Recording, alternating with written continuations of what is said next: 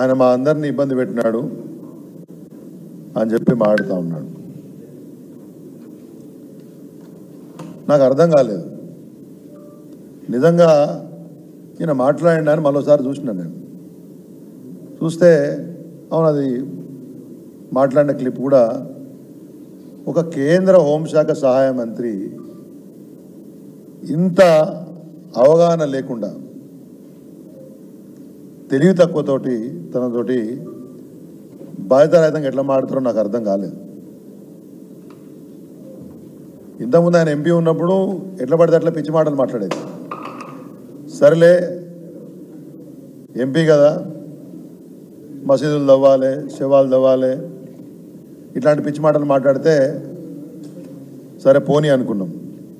కేంద్ర మంత్రి అయిన తర్వాత కూడా కొద్దిగా బుద్ధిగానం తెచ్చుకొని మాట్లాడతారు అనుకుంటే కేటీఆర్ని జైల్లో వేస్తామని మాట్లాడు. ఎందుకు జైల్లో వేస్తావు? దేని గురించి జైల్లోకి వేస్తావు?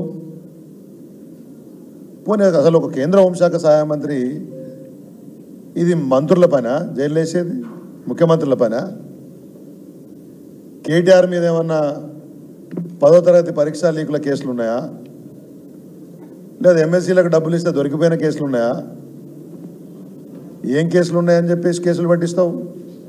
అది కూడా ఆయన కేంద్ర మంత్రి ఉండి హోంశాఖలో ఉండి నీకేమైనా దమ్ము ధైర్యం ఉంటే అవినీతి చేసినామని చెప్పి నేను మాట్లాడుతున్నటువంటి విషయాల మీద నీకేమైనా ఆధారాలు ఉంటే ఓ కేసు పెట్టి నీ శాఖతో దర్యాప్తు చేయి. రేవంత్ రెడ్డి మీద నమ్మకం ఎందుకు? ఇలా కాంగ్రెసు బీజేపీ కలిసి ఈ రాష్ట్రంలో పనిచేస్తున్నాయి. కిషన్ రెడ్డికి, రేవంత్ రెడ్డికి, బండి సంజయ్కి పూర్తి స్థాయి అవగాహన ఉంది. ఈ అవగాహనతోటి కుట్రతోటి ఇలా బీఆర్ఎస్ని బలహీనపరిచేటటువంటి ఒక ప్రయత్నం జరుగుతుందనే దానికి ఇది మరొక ఉదాహరణ. ఇది పిచ్చితనం కాకపోతే ఏంది? లార్జ్ స్కేల్ కరప్షన్ అయింది, అవినీతి చేసినారు. నీకు చేతనైతే సంబంధిత సంస్థలకు ఫిర్యాదు కేసు పెట్టి దర్యాప్తు చేయించు. అరెస్ట్ చేయించడం మాట్లాడడం అనేది బుద్ధి లేనితనం. నేను ఒక కేంద్ర మంత్రి చెప్తా ఉన్నా, దేనికి అరెస్ట్ చేయాలనో ఒక చర్చ పెడదాం రా. నీ దగ్గర ఏమైనా సమాచారం ఉంటే బహిరంగంగా మీడియా ముందు చెప్పు, మేము వస్తాం, మాట్లాడతాం. ఏదో అందరి ధర్మాన్ని అల్లుడు వచ్చిన ఒక సామెత ఉంది. దానిలాగా నరేంద్ర మోడీ పేరు మీద ఇంకో జై శ్రీరామ్ నినాదం మీద నీకు ఎంపీ పదవి వచ్చింది, కానీ దాంతో ఒక పదవి వస్తే కేటీఆర్ని విమర్శిస్తాను, దాంతో వార్తల్లో ఉంటాను అనుకుంటే నేను ఒక ప్రశ్న వేస్తున్నాను. కేటీఆర్ 10 సంవత్సరాలుగా ఈ రాష్ట్రానికి మంత్రిగా చేసిన సేవ ఏందో రాష్ట్రంలో ప్రజలకు తెలుసు. ఐటీ రంగంలో అభివృద్ధి తెలుసు, పారిశ్రామిక రంగంలో అభివృద్ధి తెలుసు, ఎన్ని ఉద్యోగాలు వచ్చినాయో తెలుసు, హైదరాబాద్ నగరం ఎట్లా అభివృద్ధి చెందిందో తెలుసు. కేటీఆర్ అనేటటువంటి ఆయన కాలి గోటికైనా నువ్వు సరిపోతావా అనే విషయాన్ని వాళ్ళ బండి సంజయ్ ప్రశ్నించుకోవాలి. మీ తెలివి తక్కువ మాటలు చూసి జనం నవ్వుకుంటున్నారు. మనకు 2 అసమర్థ కేంద్ర మంత్రులు ఉన్నారు, చదువురాని కేంద్ర మంత్రులు, రాష్ట్రానికి భారంగా తయారైనారు.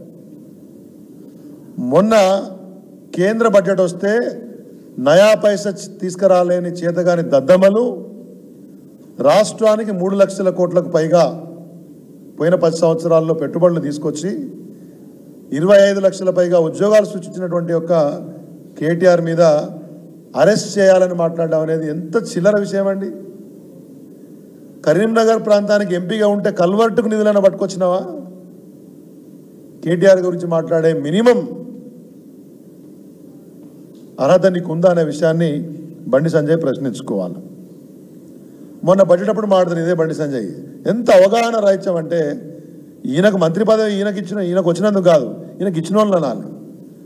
బడ్జెట్లో ఏం రాలేదు అంటే హైదరాబాద్ బెంగళూరు ఇండస్ట్రియల్ కారిడార్ వచ్చింది, అది రాలేదా అంటాడు. ఒరే నాయన, హైదరాబాద్ బెంగళూరు ఇండస్ట్రియల్ కారిడార్ కాదు, దాంట్లో ఆంధ్రప్రదేశ్ ప్రాంతంలో అనంతపూర్లో ఓర్వకల్లని ఒక నోడు ఉంది, దానికి ఇచ్చింది కేంద్ర మంత్రి పైసలు, తెలంగాణకి ఇయ్యలే.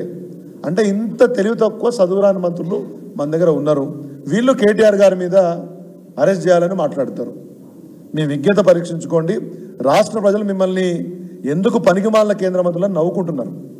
ఏమన్నా చేతనైతే అదేదో సామెత ఉంది, తిక్కలోడు తిరణాల పోతే ఎక్క దిగ సరిపోయిందని ఢిల్లీకి హైదరాబాద్కు తిరగడం, హైదరాబాద్కి వచ్చి ఇట్లా చిల్లర మాటలు మాట్లాడడం తప్పితే వచ్చేటప్పుడు ఓ కంపెనీ పట్టుకరా, కరీంనగర్ కేంద్ర మంత్రి ఉన్నావు, అంటే ఎంపీ అయిన 2 సార్లు చేసినారు, యువకులు కూడా కొంతమంది ఓట్లు వేసినారని చెప్పుకుంటున్నారు, వాళ్ళకు ఒక ఉద్యోగ అవకాశాల కోసం మాట్లాడు. మీ ప్రభుత్వం ఉన్నా ఇంకో ప్రభుత్వం ఉన్నా కేంద్రంలో కొన్ని పథకాలు ఉంటాయి, ఆ పథకాల గురించి మాట్లాడి ఓ కంపెనీ పట్టుకరా, ఓ 4 ఉద్యోగాలు పట్టుకరా, కేంద్ర మంత్రి కాబట్టి ఆ తుపాకులు తుడిచే కంపెనీ ఉండడం పట్టుకరా. కానీ ఈ చిల్లర మాటలు మాట్లాడి కేటీఆర్ని అరెస్ట్ చేస్తాము, వాళ్ళ అరెస్ట్ చేసిన మాత్రం ఆడితే ప్రజలు నవ్వుకుంటారు, చీత్కరించుకుంటారు అనే విషయాన్ని ఈ కేంద్ర మంత్రి తెలుసుకోవాలి.